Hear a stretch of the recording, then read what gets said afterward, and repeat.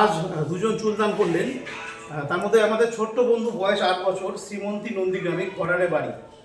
আমরা এর আগে অনেক চুলদান করেছি, প্রায় 150-রও বেশি চুলদান হয়েছে এখানে, কিন্তু এই 8 বছরের একটি বাচ্চা মেয়ে চুলদান করেনি এর আগে, এত কম বয়সে। ক্লাস 3-র একটি বাচ্চা একবার দিয়েছিল সুলতানপুর হাই স্কুলে, প্রাইমারি স্কুলে, কিন্তু এর বয়স এখন মাত্র 8 বছর, দ্বিতীয় শ্রেণীতে পড়ে।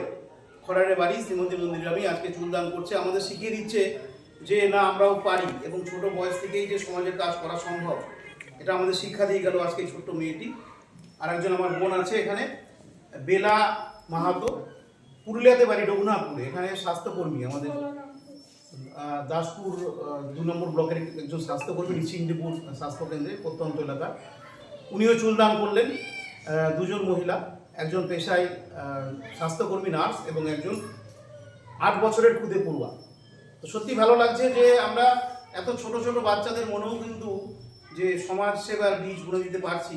বিদ্যাসাগর মহাশয়ের যে সামাজিক চেতনা, সেটা বীজ ছড়াতে পারছি, এটা ভেবে আমার খুব ভালো লাগছে এবং খুব গর্ববোধ হচ্ছে আজকে যে এত ছোট একটি মেয়ে আমাদেরকে দেখিয়ে দিল যে না, অনেক ছোটবেলা থেকেই সমাজসেবার বীজ অঙ্কুরিত হয় মানুষের মনে।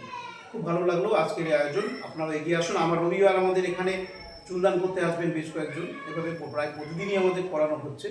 সপ্তাহে 2-3 দিন এখন আমরা এই কাজটা করতে পারছি এবং আমাদের সহযোগিতা করছে sign and sign beauty parlour.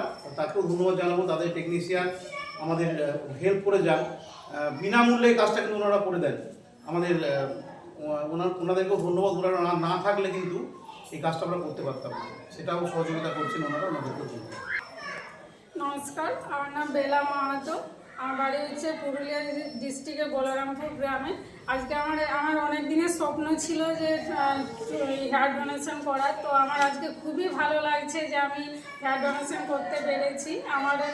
আমি চাই যে আমার এই যে চুলটা দিয়ে যিনি পরবেন বা যিনি ইউজ করবেন তার জন্য সৌন্দর্য আরও ভালোভাবে ফুটে ওঠে, এটাই আমি উইশ করি। আমার উইশ এইটাই।